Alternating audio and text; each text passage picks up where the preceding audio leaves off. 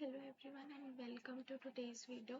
आज हम जो करने वाले हैं वो है चैप्टर हमारा cell the unit of life for class 11 specifically NEET.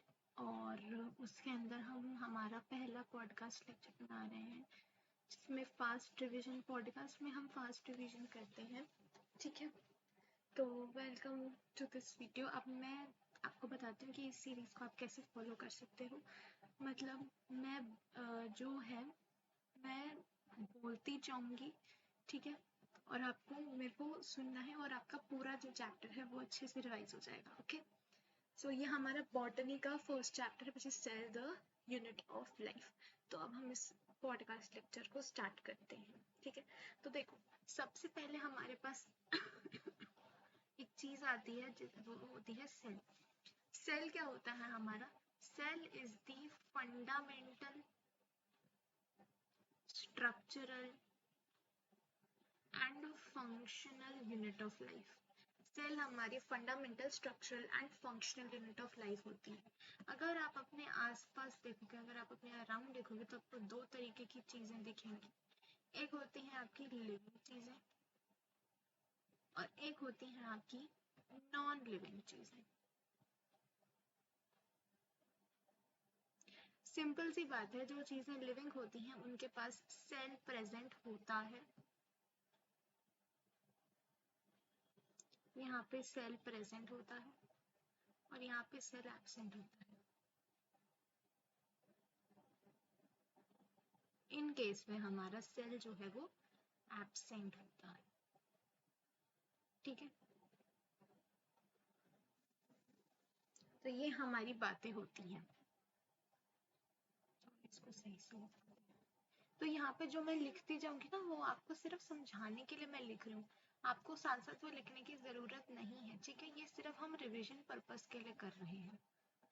ठीक है, बस मैं बोलती जाऊंगी और आपको सुनते ही जाना है।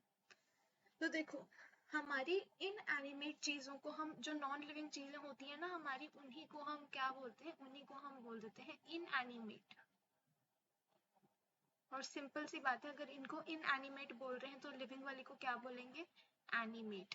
ठीक है, तो ये हमारा जो है एक कॉन्सेप्ट होता है।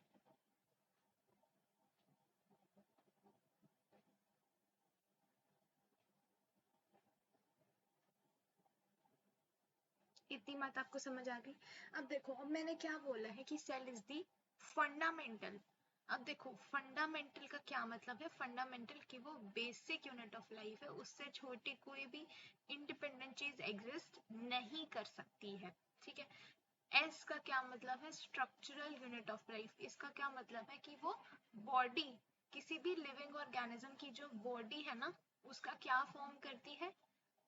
सेल उसका स्ट्रक्चर फॉर्म करते हैं। ठीक है, इसलिए इसको स्ट्रक्चरल यूनिट ऑफ लाइफ यहाँ पे बोला गया।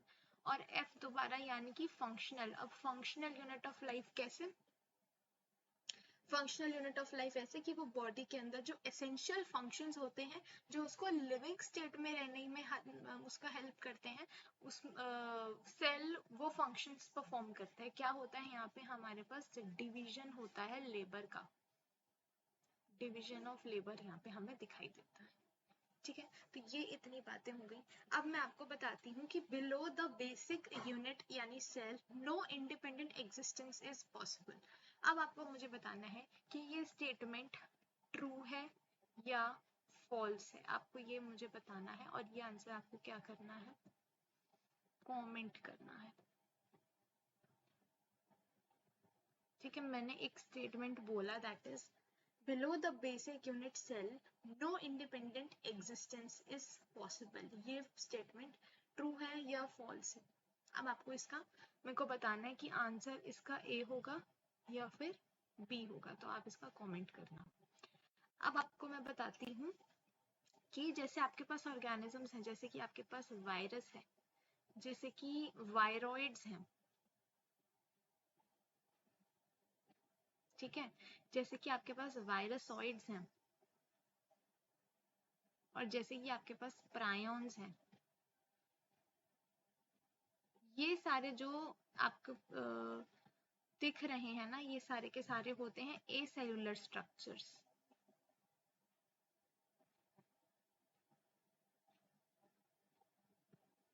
ए सेलुलर का क्या मतलब है? जो चीज सेल से मिलके नहीं बनी होती है उसको ए सेलुलर बोलते हैं।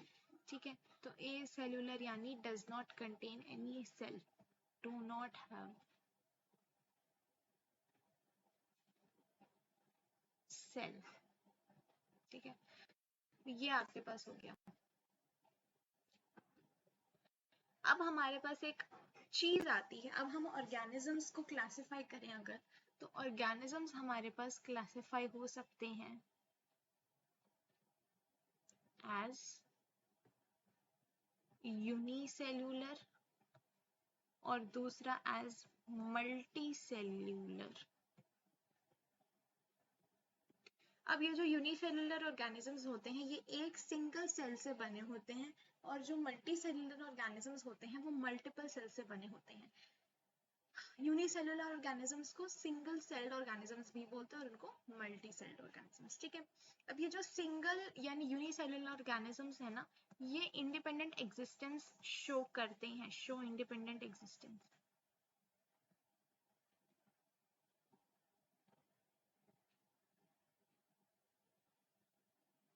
ये ऑर्गेनिजम्स क्योंकि सिर्फ एक ही सेल से बने होते हैं तो इंडिपेंडेंट एग्जिस्टेंस शो करते हैं ये लोग। ठीक है, और परफॉर्म करते हैं basic functions of life, perform basic functions of life. ठीक है, मैं छोटा छोटा ऐसे लिख रही हूँ क्योंकि वही समझाने के लिए लिखना है। ठीक है, तो ये आपको पता होना चाहिए, ये वाली चीजें सारी की सारी। ठीक है,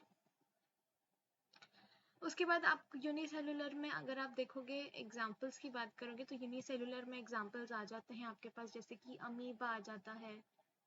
ठीक है, देन आपके पास पैरामीशियम आ जाता है।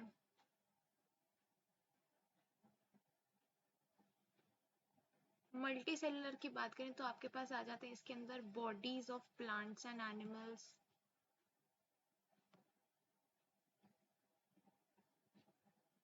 Bodies of plants and animals आ जाता है आपके पास। ठीक है, देन आपके पास फंजाई आ जाता है। ये सारी चीजें आपके पास यहाँ पे आ जाती हैं।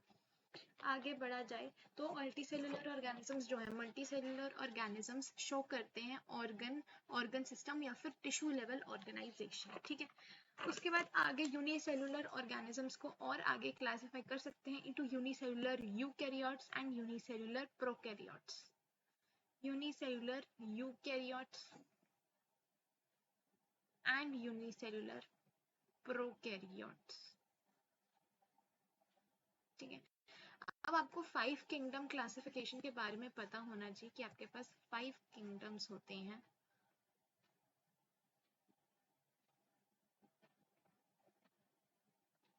एक होता है आपके पास मोनेरा, एक होता है आपके पास प्रोटिस्टा, एक होता है आपके पास फंजाई, एक होता है आपके पास प्लांटे, और एक होता है आपके पास एनिमिलिया।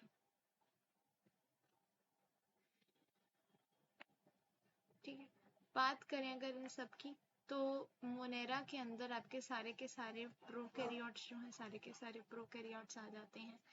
प्रोटिस्टा में आपके पास सारे के सारे यूनिसेल्यूलर यूकैरियोट्स आ जाते हैं।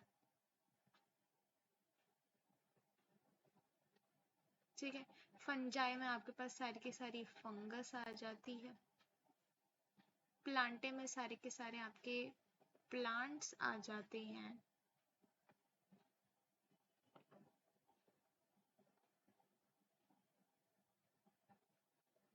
ठीक है, प्लांट्स आ जाते हैं सारे के सारे इसमें, और एनिमिलिया में सारे के सारे क्या आ जाते हैं, एनिमल्स आ जाते हैं। तो ये 5 किंगडम क्लासिफिकेशन आपको पता होना चाहिए अगर आपको एक मेरे को कॉन्सेप्ट समझाना है उसके लिए। अब देखो यूनिसेलुलर प्रोकैरियोट्स में आपके पास देखो प्रोटिस्टा जो है उसके अंदर आपके सारे के सारे यूनिसेलुलर यूकैरियोट्स हैं, तो प्रोटिस्टा किंगडम को मैं यहाँ पे डाल सकती हूँ क्योंकि ये क्या है, यूनिसेलुलर यूकैरियोट है, तो मैं यहाँ पे किसको डाल रही हूँ, प्रोटिस्टा को डाल रही हूँ। उसी तरह मोनेरा को मैं प्रोकैरियोट्स यहाँ पे डाल रही हूँ मैं मोनेरा को। क्यों? क्योंकि यहाँ पे लिखा है ना, क्यों मोनेरा क्या होता है, उसमें सारे के सारे प्रोकैरियोट्स आते हैं, इसलिए मैंने ये बात लिखी है। ठीक है, अब आपको मैं एक चीज बताती हूँ कि यूकैरियोट्स के एग्जांपल्स क्या होते हैं आपके पास। देखो, यू का क्या मतलब है यहाँ पे, यू का मतलब होता है यहाँ पे न्यू, और कैरियोट्स से वर्ड आता है हमारे पास एक, जिसको हम बोलते हैं कैरियन, जिसका मतलब होता है न्यूक्लियस। ठीक है, तो जिसका न्यू न्यूक्लियस होता है वो क्या होते हैं, सारे के सारे यूकैरियोट्स। और जिनका प्रिमिटिव न्यूक्लियस होता है उनको क्या बोलते हैं हम, प्रोकैरियोट्स। प्रो का क्या मतलब होता है, प्रो का मतलब होता है प्रिमिटिव। ठीक है, और वही कैरियोट्स से आ जाता है वर्ड कैरियन, जिसका क्या मतलब होता है, जिसका मतलब होता है न्यूक्लियस, जिसका पुराना न्यूक्लियस है, जिसकी कोई मेम्ब्रेन नहीं होती, वो हो गया। ठीक है, यूकैरियोट्स में सारे के सारे आपके यीस्ट, पैरामीशियम, है ना, क्लेमाइडोमोनास, ये सब आ जाता है। प्रोकैरियोट्स में बैक्टीरिया, माइकोप्लाज्मा, पीपीएलओ जैसी चीजें आ जाती हैं। आगे बढ़ते हैं, नेक्स्ट है what is it that makes an organism living, or what is it that an inanimate thing does not have which a living thing has। ये एक क्वेश्चन है कि क्या ऐसी चीज है, what is it that makes an organism living, ऐसी कौन सी चीज है वो जो किसी ऑर्गेनिज्म को लिविंग बनाती है, या फिर और what is it that an inanimate thing does not have which a living thing has। तो आपको इस क्वेश्चन का आंसर करना है। आपको मैं अब आंसर बता देती हूँ, आंसर है सेल। तो सेल वो चीज है जो एक लिविंग थिंग के पास होती है, बट एक नॉन लिविंग यानी कि इनएनिमेट थिंग के पास नहीं होती है। अब हम पढ़ेंगे कुछ डिस्कवरीज के बारे में। अब आप डिस्कवरीज की बात करते हैं अब हम, तो डिस्कवरीज में जैसा कि आप जानते हैं सबसे पहले आ जाते हैं हमारे पास रॉबर्ट हुक, 1665 साल आपको याद होने चाहिए। ठीक है, रॉबर्ट हुक ने 1665 में एक डेड सेल को डिस्कवर किया था सबसे पहले। उन्होंने ऑब्जर्व किया था कि यहाँ पे कुछ कंपार्टमेंट्स या फिर स्मॉल रूम्स हैं जो उन्होंने देखा था, और बोला था कि ये क्या होते हैं, हमारे पास सेल्स होते हैं। ठीक है, उन्होंने ओक ट्री की बार्क पे यानी कॉर्क पे उसको ऑब्जर्व किया था। उन्होंने एक हनीकॉम स्ट्रक्चर ऑब्जर्व किया था, और उन्होंने सेल वॉल भी डिस्कवर की थी। ये थोड़ा सा आपको पता होना चाहिए। उसके बाद आते हैं एंटन वैन ल्यूवेनहुक। अब एंटन वैन ल्यूवेनहुक जो थे, उन्होंने साल 1674 में एक लिविंग सेल को डिस्कवर किया था। सबसे पहले एक लिविंग सेल को उन्होंने डिस्कवर किया था, first living cell, named it as animalcules. Animalcules उन्होंने नाम दिया था, एनिमल लाइक। ठीक है, अच्छा, ये जो रॉबर्ट हुक है ना 1665 में जिन्होंने ये करा, उन्होंने अपने सेल्फ डिजाइंड माइक्रोस्कोप, मतलब खुद का डिजाइन किए गए माइक्रोस्कोप से उन्होंने ये सारी डिस्कवरीज करी थी। अब नेक्स्ट हमारे पास आते हैं रॉबर्ट ब्राउन। अब रॉबर्ट ब्राउन ने क्या किया था, रॉबर्ट ब्राउन ने 1831 में सबसे पहले न्यूक्लियस की डिस्कवरी की थी, जो सेल में एक डेंस स्ट्रेन्ड आपको स्ट्रक्चर दिखाई देता है, और प्लांट मटेरियल था ऑर्किड का पेड़। अब बात करते हैं परकिंजी। तो परकिंजी ने क्या किया था, ये जे था, गलती से जी बन गया। परकिंजी ने प्रोटोप्लास्ट को डिस्कवर किया था। Protoplast is the living component of the cell which is the cytoplasm plus nucleus, यानी सेल वॉल को हटा दो। सेल थ्योरी दी गई थी दो साइंटिस्ट के द्वारा, जिनका नाम था, एक थे हमारे पास दो साइंटिस्ट थे। ठीक है, एक थे हमारे पास मैथिलिस शील्डन और सिंपली शील्डन, एंड एक थे हमारे पास थियोडर श्वान और सिंपली श्वान। तो शील्डन जो थे वो एक जर्मन बॉटनिस्ट थे, और श्वान जो थे वो एक जर्मन जूओलॉजिस्ट थे। आपको पता होगा पिछली ओल्ड एनसीईआरटी में श्वान में जर्मन जूओलॉजिस्ट की जगह पहले ब्रिटिश जूओलॉजिस्ट था, जो कि अब चेंज होके जर्मन जूओलॉजिस्ट हो गया है न्यू एनसीईआरटी में। ठीक है, तो ये आपको एक चेंज पता होना चाहिए। उसके बाद 1838 में इन्होंने अपना काम करा था और इन्होंने अपना काम किया था इन द ईयर 1839 में। ठीक है, तो इन्होंने शील्डन ने बेसिकली, क्योंकि चलो बॉटनिस्ट है तो प्लांट्स पे स्टडी करेंगे, तो इन्होंने प्लांट्स पे स्टडी करके बोला कि ऑल प्लांट्स जो हैं वो all plants are made up of different types of cells and these cells together form tissue। सारे के सारे प्लांट्स अलग अलग टाइप के सेल से बने होते हैं और ये सेल एक साथ आके टिश्यू का फॉर्मेशन करने लगते हैं। श्वान ने जबकि प्लांट्स पे और एनिमल्स पे दोनों पे काम किया, प्लांट्स पे और एनिमल्स पे दोनों पे काम किया, जबकि वो एक जर्मन जूओलॉजिस्ट थे, बट फिर भी उन्होंने प्लांट्स पे काम करा और हमें रिपोर्ट किया कि जो एनिमल सेल्स हैं वहां पे हमें ऑब्जर्व होती है एक थिन आउटर लेयर, जिसको उन्होंने बोला प्लाज्मा मेम्ब्रेन या फिर सेल मेम्ब्रेन। जबकि प्लांट्स में उन्होंने ऐसा बोला कि प्लांट्स में एक यूनिक कैरेक्टर दिखाई देता है, एक यूनिक कैरेक्टर उन्होंने बोला कि प्लांट्स में जो है उनको दिखाई दिया, एंड उसको उन्होंने बोला सेल वॉल, जो स्पेसिफिकली प्लांट सेल्स में ही पाया गया। ठीक है, तो उन्होंने स्टडी करा प्लांट्स और एनिमल्स दोनों पे और बोला कि cells of plants have a unique character that is the presence of cell wall. Together उन्होंने एक हाइपोथेसिस दिया था, श्वान ने एक हाइपोथेसिस दिया था। क्या हाइपोथेसिस था? चार्जर लगा दो, चार्जर। उन्होंने क्या हाइपोथेसिस दिया था? कि all plants and animals are composed of cells and products of cells. ये उन्होंने हाइपोथेसिस दिया था, किसने? श्वान ने। उसके बाद मॉडिफाइड सेल थ्योरी जो 1855 में दी गई थी, उसके अंदर 3 पॉइंट्स आते थे। क्या पॉइंट्स थे वो? मॉडिफाइड सेल थ्योरी में पहला पॉइंट था कि cells divide to form new cells, cells divide करते रहते हैं और नए सेल्स बनते हैं उससे। और दूसरी बात कि all cells arise from pre existing cells. ठीक है, तो सबसे पहला पॉइंट क्या था मॉडिफाइड सेल थ्योरी का? कि सेल्स जो हैं वो डिवाइड करते रहते हैं continuously, they divide continuously to form new cells, है ना। और दूसरा पॉइंट क्या था उनका? कि जो ऑल सेल्स है वो अराइज करते हैं प्री एग्जिस्टिंग सेल्स, पहले के आए हुए सेल्स से ही बाद के सेल्स हमें बनते हुए दिखते हैं। ये किसने दिया था? ये हमारा रुडोल्फ वर्च्यो जी ने दिया था। ये स्टेटमेंट जो था कि all cells arise from pre existing cells, ये रुडोल्फ वर्च्यो ने दिया था। ये मॉडिफाइड सेल थ्योरी जो है वो 1855 में दी गई थी।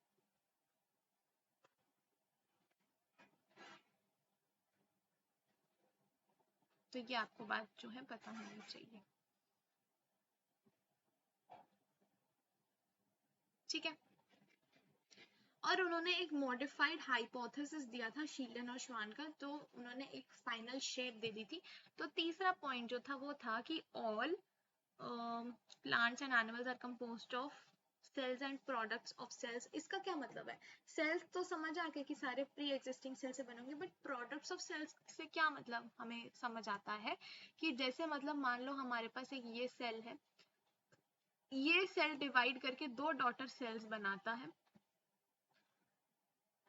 फिर आगे जो है ये वाले भी डिवाइड कर करके माइटोटिक फेज में माइटोसिस शो करते हैं, सेल डिवीजन करते हैं और ऐसे ऐसे नए नए डॉटर सेल्स बनाते रहते हैं।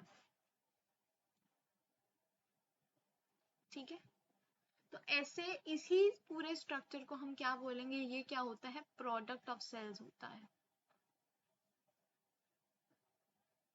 ठीक है, अब हम थोड़ा जल्दी जल्दी चलते हैं क्योंकि हमारा बहुत सारा बच्चे हैं, बहुत धीरे धीरे कर रहे हैं, तो मैं बस बोलती जाऊंगी।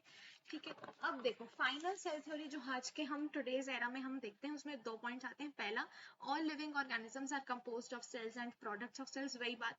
दूसरा पॉइंट, पहले वैसे एक चीज नोटिस करो, हाइपोथेसिस में बोला था कि all plants and animals are composed of cells and products of cells, but आज के एरा में बोला गया कि all living organisms are composed of cells and products of cells. ठीक है, तो प्लांट्स एंड एनिमल्स को चेंज करके अब लिविंग कर दिया है। दूसरा point, all cells arise from pre existing cells, ये ओमनी सेलुला ई सेलुला जो लाइन थी रोडोल्फ वर्शियो की, ठीक है, 1855 में उन्होंने ये बात बोली थी। अब एक चीज आपको नोट करनी है कि जो ए सेलुलर, जिनके अंदर सेल नहीं होता, जो ए सेलुलर ऑर्गेनिजम्स या फिर स्ट्रक्चर्स होते हैं, वो एक्सेप्शन होते हैं सेल थ्योरी के। ठीक है, उसके बाद ओवरव्यू ऑफ द सेल देखें तो सेल के अंदर आपको न्यूक्लियस दिखेगा। अगर प्लांट सेल की बात करो तो क्या दिखेगा, बाहर एक यूनिक कैरेक्टर दिखेगा जिसको क्या बोलते हैं, सेल वॉल। सेल वॉल के अंदर प्लाज्मा मेम्ब्रेन और साइटोप्लाज्म न्यूक्लियस। ठीक है, ये सारी चीजें दिखेंगी। प्रोटोप्लाज्म की बात करें तो सेल में अगर प्रोटोप्लास्ट की बात करें तो protoplast is the living component of cell which is the cytoplasm plus nucleus, मतलब डेड स्ट्रक्चर्स को हटा दो, सेल वॉल को हटा दो तो आपके पास प्रोटोप्लाज्म बचेगा। ठीक है, किसने डिस्कवर किया था, परकिंजी ने। साइटोप्लाज्म और न्यूक्लियस को हम टुगेदर न्यूक्लियोप्लाज्म भी बोलते हैं। ठीक है, अब साइटोप्लाज्म की बात करें तो साइटोप्लाज्म एक सेमी फ्लूइड मैट्रिक्स होता है। ठीक है, साइटोप्लाज्म की बात करें तो साइटोप्लाज्म एक सेमी फ्लूइड मैट्रिक्स होता है और ये ऑक्यूपाई करता है वॉल्यूम ऑफ द सेल और उसकी शेप मेंटेन करके रखता है। It is the site of cellular activities, cellular और chemical reactions. It is the main arena of cellular activities, NCERT की लाइन है। It is required to keep the cell in living state, hence it is the main arena of cellular activities. ठीक है, cellular organelles की बात करें तो आपके दो तरीके की होती हैं सेलुलर ऑर्गेनेलीज, एक होती है मेम्ब्रेन बाउंड, एक होती है नॉन मेम्ब्रेन बाउंड। ठीक है, एक होती है मेम्ब्रेन बाउंड, एक होती है नॉन मेम्ब्रेन बाउंड। अब जो नॉन मेम्ब्रेन बाउंड होती हैं, जिनकी मेम्ब्रेन नहीं होती है, उसके अंदर आपके पास आ जाता है राइबोसोम, है ना, आपके पास सेंट्रोसोम नामक एक स्ट्रक्चर आ जाता है जो कि सेल डिवीजन में हेल्प करता है, देन न्यूक्लियोलस। ठीक है, और मेम्ब्रेन बाउंड में भी आपके पास दो आ जाते हैं, एक होता है सिंगल मेम्ब्रेन बाउंड, एक होता है डबल मेम्ब्रेन बाउंड। सिंगल में आ जाता है endoplasmic reticulum, Golgi body, lysosomes, vacuoles, microbodies, ये सारी चीजें। और डबल मेम्ब्रेन बाउंड में आ जाता है माइटोकॉन्ड्रिया, डबल मेम्ब्रेन होता है, प्लास्टिड्स आ जाता है और न्यूक्लियस, ये सारी चीजें होती हैं। उसके बाद प्रोकैरियोटिक और यूकैरियोटिक सेल में क्या डिफरेंस है, प्रोकैरियोटिक सेल में प्रिमिटिव न्यूक्लियस होता है, यूकैरियोटिक सेल में एक वेल डिफाइंड न्यूक्लियस होता है। ठीक है,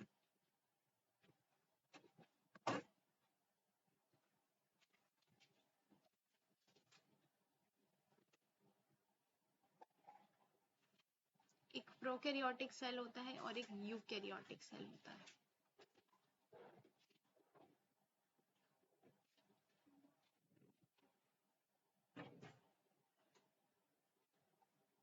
प्रोकैरियोटिक सेल में मेम्ब्रेन बाउंड न्यूक्लियस प्रेजेंट नहीं होता है, no well defined nucleus is present.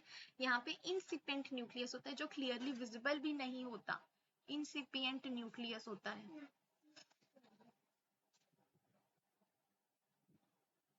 यहाँ पे इंसिपिएंट न्यूक्लियस होता है जो क्लियरली विजिबल भी नहीं होता। और यूकैरियोटिक सेल में एक ऑर्गेनाइज्ड न्यूक्लियस होता है जिसमें न्यूक्लियर मेम्ब्रेन होती है। उसके बाद यहाँ पे नेकेड डीएनए प्रेजेंट होता है, नेकेड डीएनए या फिर नेकेड जेनेटिक मटेरियल, और यहाँ पे वेल डिफाइंड जो है दोनों चीजें होती हैं। ठीक है, उसके बाद यहाँ पे आपको पता है जो जेनेटिक मटेरियल होता है वो दो तरीके का होता है प्रोकैरियोट्स में, एक होता है जिनोमिक डीएनए या फिर मेन डीएनए, एक होता है एक्स्ट्रा क्रोमोसोमल मटेरियल या फिर प्लाज्मिड्स। ठीक है, जिनोमिक डीएनए एक पर्टिकुलर स्पॉट पे पाया जाता है यहाँ पे, जिसको हम बोलते हैं न्यूक्लियोइड। यहाँ पे जिनोमिक डीएनए एक पर्टिकुलर स्पॉट पे पाया जाता है, एक पर्टिकुलर जगह पे पाया जाता है जिसको हम न्यूक्लियोइड बोलते हैं। ठीक है, और उसी में अगर हम बात करते हैं जेनेटिक मटेरियल इसके अंदर, तो यहाँ पे यूकैरियोटिक सेल में, तो यूकैरियोटिक सेल में ये अरेंज्ड होते हैं in the form of chromatin and chromosomes. Chromatin में ये प्रेजेंट होते हैं इन नॉन डिवाइडिंग सेल्स, और क्रोमोसोम्स आपका डिवाइडिंग सेल्स वाली जो स्टेज होती है उसमें ये मिलता है हमें, ठीक है। उसके बाद साइटोप्लाज्म यहाँ पे प्रेजेंट होता है, मतलब साइटोप्लाज्म तो चलो दोनों में ही प्रेजेंट होता है। हिस्टोन प्रोटीन्स की बात करें तो हिस्टोन प्रोटीन्स का फंक्शन बताती हूँ। हिस्टोन प्रोटीन्स क्या करते हैं, जैसे डीएनए ऐसे फैला हुआ है, ठीक है। अब सेल को डिवाइड करना है तो अब इतनी जगह तो हम घेर नहीं सकते, है ना, तो हमें सरफेस एरिया थोड़ा कम करना पड़ेगा। तो हम क्या करते हैं, यहाँ पे कंडेंसेशन और कॉइलिंग होती है इसकी, कंडेंसेशन और कॉइलिंग होती है। किसकी हेल्प से, कौन करवाता है ये कंडेंसेशन और कॉइलिंग, तो ये कराते हैं हमारे हिस्टोन प्रोटीन्स,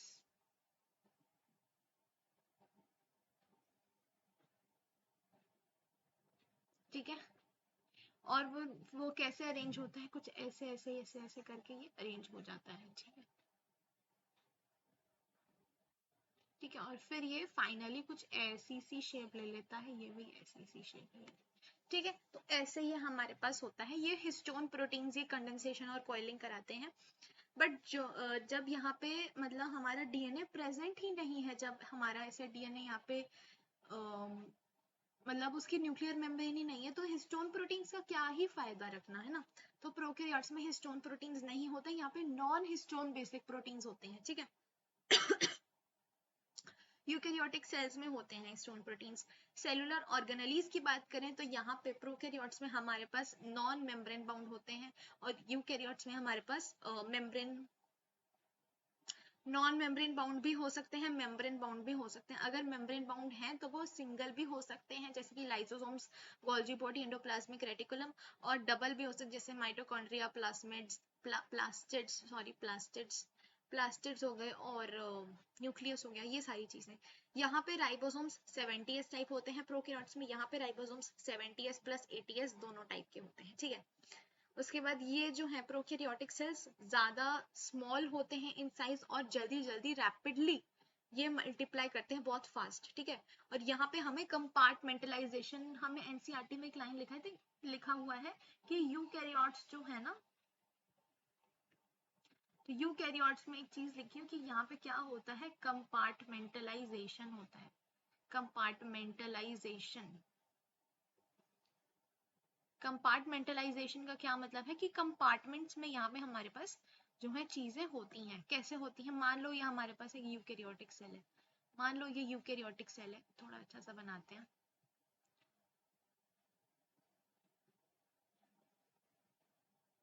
मान लो ये कोई हमारे पास यूकैरियोटिक सेल है,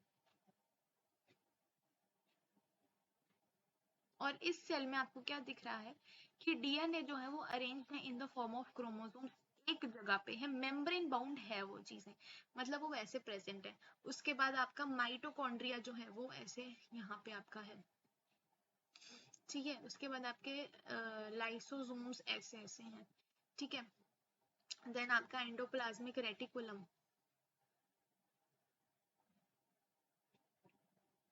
भी अरेंज्ड है, मतलब हर चीज जो है वो सिस्टमैटिक कंपार्टमेंट में है, ठीक है। कैसे कैसे कंपार्टमेंट्स में, आप देखो ये कंपार्टमेंट हो गए, ये कंपार्टमेंट है ना, ये कंपार्टमेंट, जैसे एक प्लेट होती है, तो प्लेट में एक जगह यहाँ पे सब्जी होती है, यहाँ पे रायता, और यहाँ पे रोटी, ऐसे ऐसे होता है ना, वैसे ही यहाँ पे भी मैं वही बोलना चाह रही हूँ कि यहाँ पे यूकैरियोटिक सेल्स में कंपार्टमेंटलाइजेशन हमें दिखती है, ठीक है। और सेल्स जो है वो कैसे अरेंज्ड होते हैं, वो जो सारी चीजें होती हैं, जो उसके कंपोनेंट्स होते हैं, वो एक पैटर्न में अरेंज्ड होती हैं, कंपार्टमेंट्स में हमें मिलती हैं।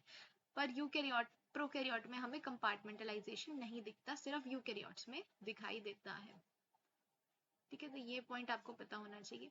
उसके बाद नेक्स्ट आता है हमारा पॉइंट कि इसके एग्जांपल्स, प्रोकैरियोट्स के एग्जांपल्स हैं bacteria, mycoplasma, PPLO which is pleuropneumonia like organisms, blue green algae, cyanobacteria, ये सारी चीजें। और यूकैरियोट्स में क्या आ जाती हैं, प्रोटिस्टा, फंजाई, प्लांट्स और एनिमल्स।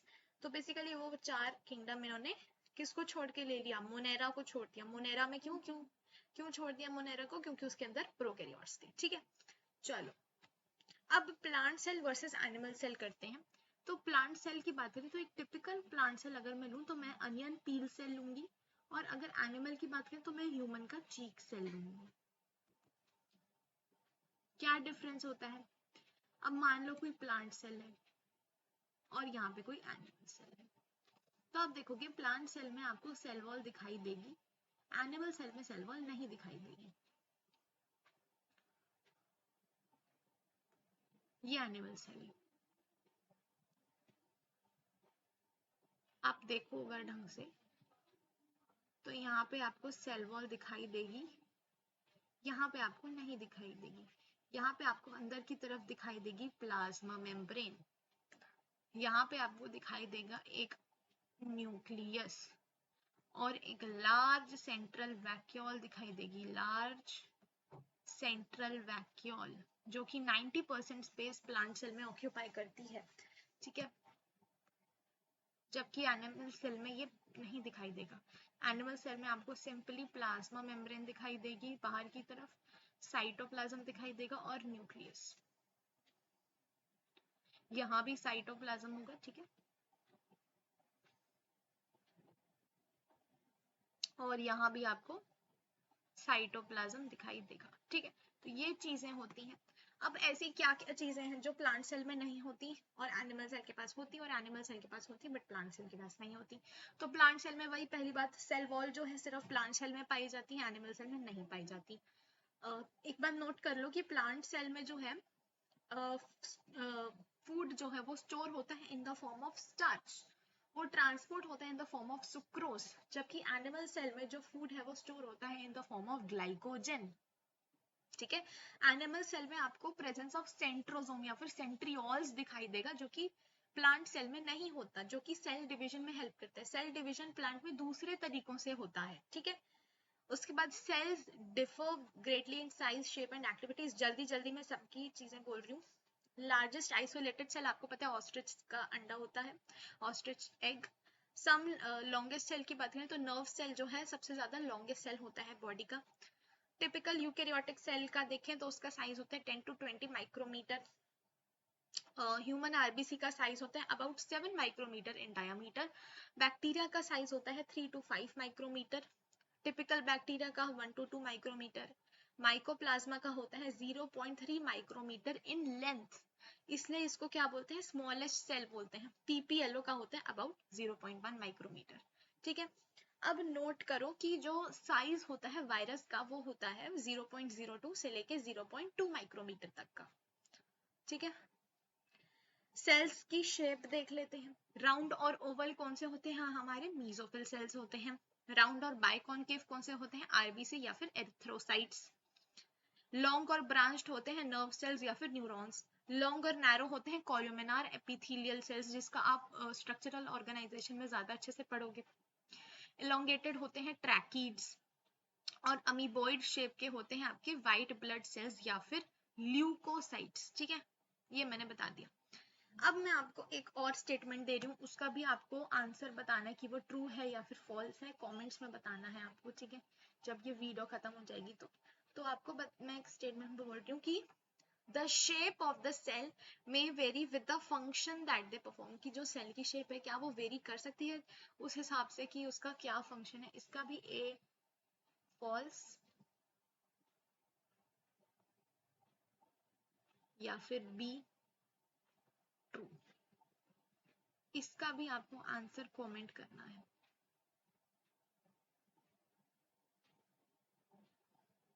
ठीक है, ऐसे टाइम डाल के नीचे कमेंट कर देना। ठीक है, आगे बढ़ते हैं। आगे आते हैं हमारे पास प्रोकैरियोटिक सेल्स की कुछ जर्नल चीजें। प्रोकैरियोटिक सेल्स में आपको दिखाई देती है एक चीज सबसे पहले, जिसको हम बोलते हैं सेल एनवेलप। सेल एनवेलप में आपको 3 मेम्ब्रेन दिखाई देती हैं। एक होती है आपके पास ग्लाइकोकैलिक्स सबसे बाहर की तरफ, अंदर की तरफ आपको दिखाई देगा सेल वॉल, और फिर सबसे अंदर आपको दिखाई देती है प्लाज्मा मेम्ब्रेन। दूसरी चीज आपको दिखाई देगी साइटोप्लाज्म। तो साइटोप्लाज्म आपको पता है जैसा कि it is a semi fluid matrix और it is the main arena of cellular activities. ठीक है, तीसरा पॉइंट, यहाँ पे सेलुलर ऑर्गेनेलीज होती हैं। ऑर्गेनेलीज की बात करें, सेलुलर ऑर्गेनेलीज की, तो सारी की सारी कैसी होती हैं? Non membrane bound. चौथा पॉइंट, यहाँ पे आप जेनेटिक मटेरियल की बात करो अगर,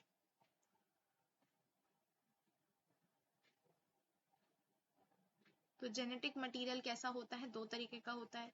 एक होता है जीनोमिक डीएनए या फिर मेन डीएनए, एक होता है एक्स्ट्रा क्रोमोसोमल मटेरियल या फिर प्लाज्मिड्स। ठीक है, प्लाज्मिड्स मतलब बेसिकली एक एक्स्ट्रा फिनोटाइपिक कैरेक्टर दे देता है, यूनिक कैरेक्टर दे देता है, और कुछ नहीं, ज्यादा फर्क नहीं होता उसमें। राइबोसोम्स आपके पास यहाँ पे होते हैं 70s टाइप। पांचवा पॉइंट, यहाँ पे जो राइबोसोम्स आपको पाए जाएंगे, राइबोसोम्स मिलेंगे, वो होते हैं आपके पास 70s टाइप। और मेम्ब्रेनियस एक्सटेंशंस की बात करें तो प्लाज्मा मेम्ब्रेन ना यहाँ पे फोल्ड हो जाती है। प्लाज्मा मेम्ब्रेन में कुछ फोल्डिंग्स दिखाई देती हैं प्रोकैरियोटिक सेल में, जिनको हम मेम्ब्रेनियस एक्सटेंशंस बोलते हैं। दो तरीके के होते हैं, एक आपको दिखेंगे मीसोजोम्स की फॉर्म में, इसके भी अलग अलग शेप्स हम देखेंगे, तीन तरह की शेप्स होती हैं। एक होता है क्रोमैटोफोर। क्रोमैटोफोर क्या होते हैं? मतलब बेसिकली वो ऐसे फोल्डिंग्स प्लाज्मा मेम्ब्रेन की जिनके अंदर पिगमेंट पाया जाता है। ठीक है, और आपको दिखाई देंगी इंक्लूजन बॉडीज जो रिजर्व्ड होती हैं for food storage. Inclusion bodies, उसके टाइप्स है ना, ये सारी चीजें देखेंगे। और लास्टली आपको कुछ सरफेस स्ट्रक्चर्स दिखाई देंगे। 8th पॉइंट, आपको कुछ सरफेस स्ट्रक्चर्स दिखाई देंगे। कैसे सरफेस स्ट्रक्चर्स? जैसे कि फ्लैजेला, पिलाई और फ्लैजेला, पिलाई और फिम्ब्रे। कैसे स्ट्रक्चर्स आपको दिखाई देंगे? फ्लैजेला, पिलाई, एक सेकेंड, पिलाई और फिम्ब्रे। एक्चुअली शॉर्ट पिलाई को ही हम फिम्ब्रे कहते हैं। ठीक है, तो वो आगे आप पढ़ोगे। अब मैं आपको डायग्राम दिखाती हूँ एक प्रोकैरियोटिक सेल का, वो एक्चुअली मैं लाई थी यहाँ पे, ये देखो।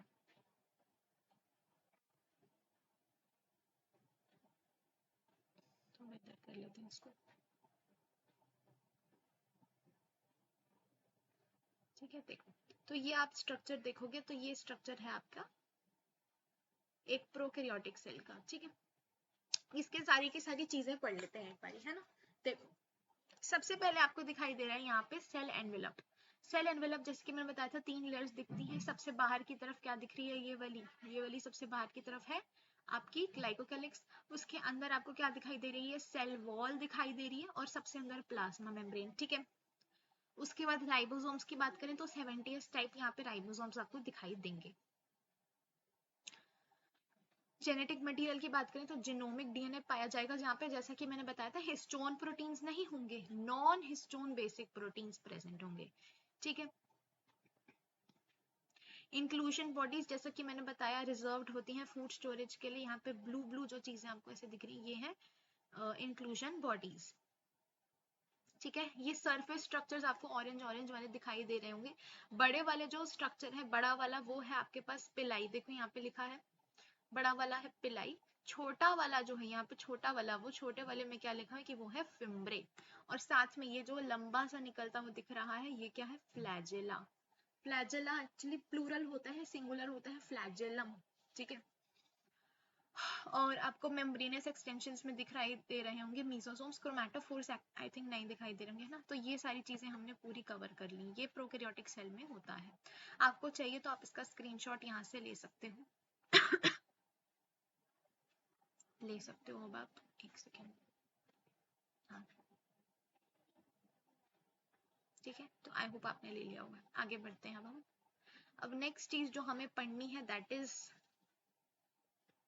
सेल एनवेलप से हम स्टार्ट करते हैं। ठीक है, तो सेल एनवेलप मैंने आपको क्या बताया, थोड़ा इसको बड़ा कर लें साइज में। देखो, सेल एनवेलप सेल एनवेलप में जैसे कि मैंने बताया आपको 3 लेयर्स मिलेंगी। सबसे पहले बाहर की तरफ ग्लाइकोकैलिक्स, उसके बाद सेल वॉल एंड फिर आपको प्लाज्मा मेम्ब्रेन दिखाई देगा। ठीक है, तो ये तीनों लेयर्स आपको पता होनी चाहिए कि सबसे 1 नंबर पे कौन सी आती है, फिर 2 नंबर पे कौन सी आती है, 3 नंबर पे कौन सी आती है। सबसे बाहर की तरफ आती है glycocalyx, then cell wall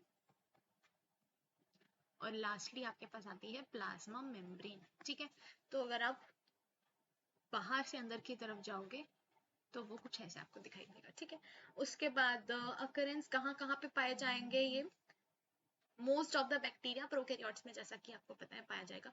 simple होता है या कॉम्प्लेक्स स्ट्रक्चर होता है, तो कॉम्प्लेक्स स्ट्रक्चर होता है, ये पता होना चाहिए। टाइटली पैक्ड होते हैं या लूजली पैक्ड होते हैं, तो टाइटली पैक्ड होते हैं। कितनी नंबर ऑफ लेयर्स हैं, 3 है। क्या ईच लेयर जो है उसका डिस्टिंक्ट फंक्शन है, बिल्कुल है। क्या वो एक साथ एक सिंगल प्रोटेक्टिव लेयर की तरह काम कर रही है, बिल्कुल। ठीक है, उसके बाद आगे बढ़ते हैं हम, तो हम ग्लाइकोकैलिक्स का जो है स्ट्रक्चर पढ़ लेते हैं। ठीक है, ग्लाइकोकैलिक्स का, तो ग्लाइकोकैलिक्स में अगर आप पढ़ोगे तो ग्लाइकोकैलिक्स आपकी बनी होती है म्यूकोपॉलीसैकेराइड्स की, म्यूकोपॉलीसैकेराइड्स, इसके बारे में आप बायोमोलिक्यूल्स में पढ़ोगे।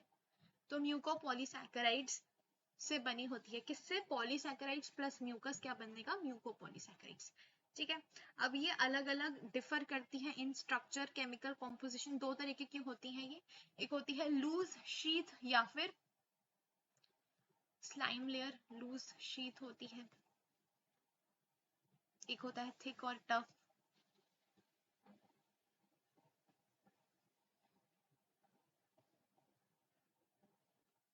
ठीक है, तो यहाँ पे आपके पास जो है लूज शीथ में होती है स्लाइम लेयर और थिक और टफ में आपके पास होता है कैप्सूल।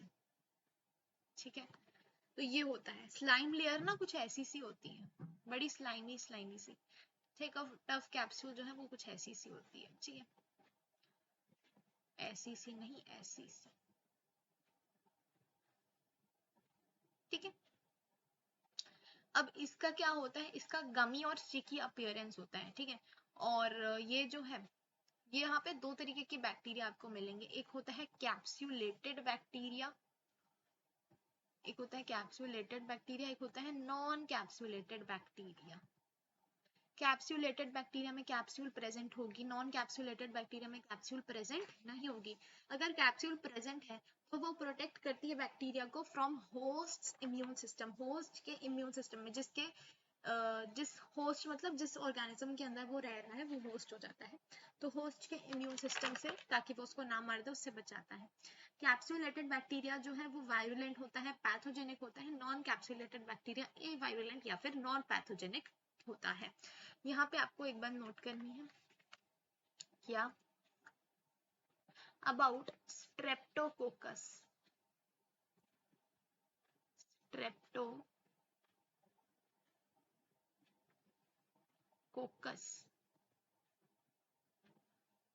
स्ट्रेप्टोकोकस एक बैक्टीरिया था, उसके 2 टाइप होते हैं, एक होता है रफ, एक होता है स्मूथ। रफ टाइप होता है, स्मूथ टाइप होता है। रफ टाइप वाले में कैप्सूल एब्सेंट होती है, स्मूथ टाइप वाले में कैप्सूल जो है वो प्रेजेंट होती है। तो क्या किया हमने, जब हमने इसको एक इंजेक्शन में डाल के, जब हमने इसको स्ट्रेप्टोकोकस को रफ वाले टाइप को जब हमने एक इंजेक्शन में डाल के किसके अंदर डाला, एक चूहे के अंदर डाला।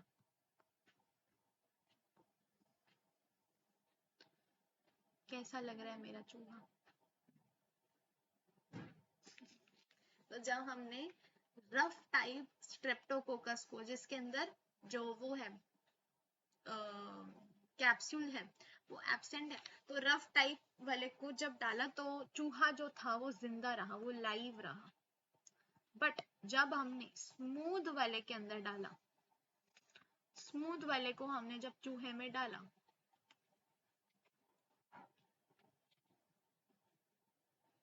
स्मूथ वाले को डाला, तो क्या हो गया, तो जब ये चूहा था वो मर गया, कुछ ऐसा सा हो गया।